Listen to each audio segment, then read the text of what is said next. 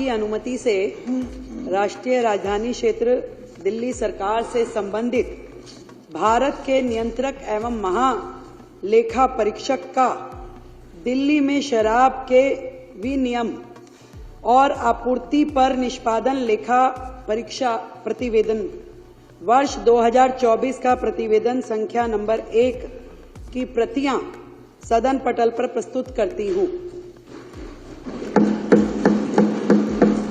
The much anticipated Comptroller and Auditor General report on Delhi's Excise Policy 2024 has finally been tabled in the Delhi Assembly, uncovering major irregularities in the liquor policy. The audit found violations in the awarding of licenses, lack of transparency in pricing, and weak enforcement mechanisms. Key concerns included licensing violations, as in license were awarded without due diligence, allowing monopolies and cartelization. Revenue loss was also reported. The government suffered in estimated 2002 crore rupees in loss due to poor implementation. Next, quality control failures were reported, as in liquor quality tests were either outdated, missing, failed to meet FSSAI standards.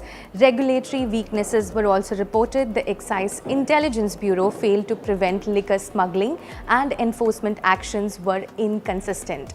Now, let's have a look at each in detail. First, we look at the issues in the excise policy for the period of 2017 to 21.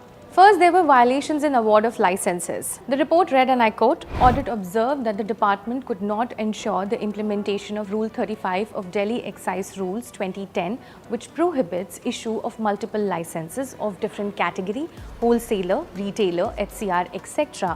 to related parties, leading to the existence of common directorship among entities holding various license types." The report also added that the department was issuing licenses without checking various requirements relating to excise rules and terms and conditions for the issue of different types of licenses. It was observed that the licenses were issued without ensuring solvency submissions of audited financial statements, submission of data regarding sales and wholesale price declared in other states and across the year, verification of criminal antecedents from competent authority, etc.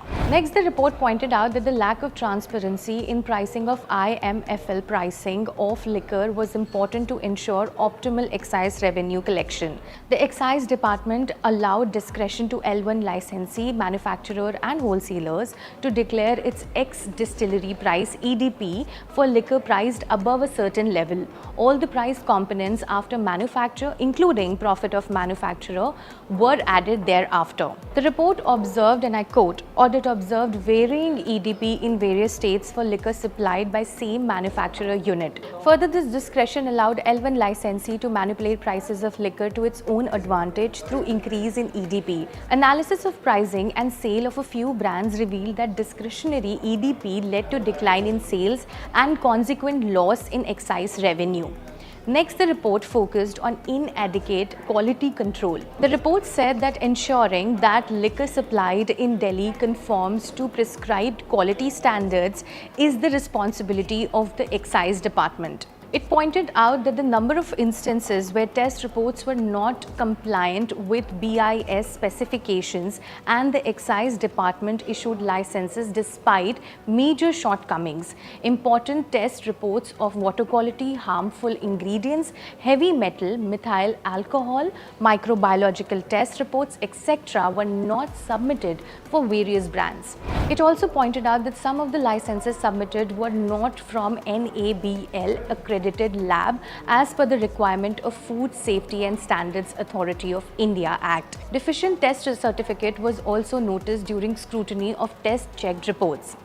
Next, weak regulatory functioning was also observed in the report. The report said, and I quote, "Data suggested that the Excise Intelligence Bureau failed to act as an effective deterrent. The data maintained by the department was fragmented and rudimentary with little to no analytical value, which further hindered any attempt at gaining data-driven actionable insights." The report further added that analysis of registered FIRs revealed a pattern, with some areas being being the hotspots for smuggling and a few regional brands having overwhelmingly large share in the smuggled liquor.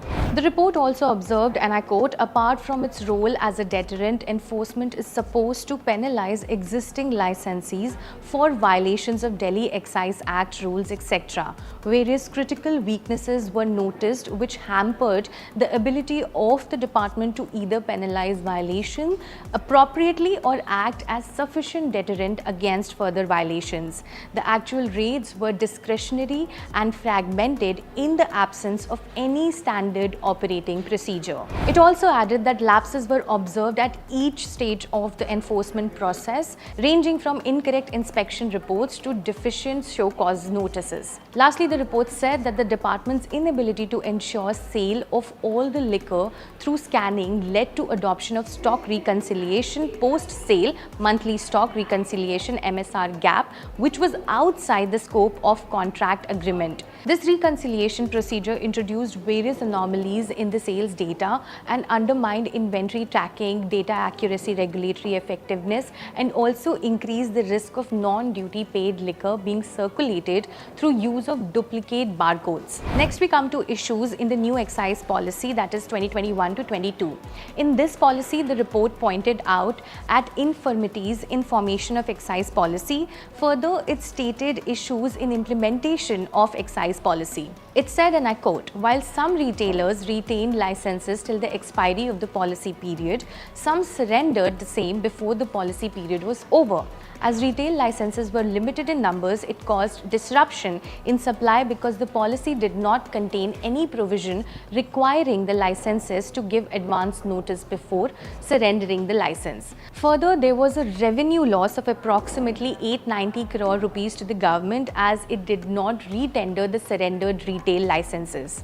The report added that there was a loss of revenue of approximately 941 crore rupees due to exemptions which had to be given to the zonal licensees. Now, apart from the above three, incorrect collection of security deposits from zonal licensees led to loss of revenue of around 27 crore. Therefore, these implementation issues of new policy led to a loss of revenue of approximately 2002 crore rupees. Excise policy was aimed to eradicate sale of spurious liquor and check bootlegging. However, important measures which were planned in the policy, like setting up liquor testing laboratories, batch testing for rigorous quality assurance, and monitoring and regulation through creation of dedicated posts, were not ensured. For more such stories, keep watching the Indian Express.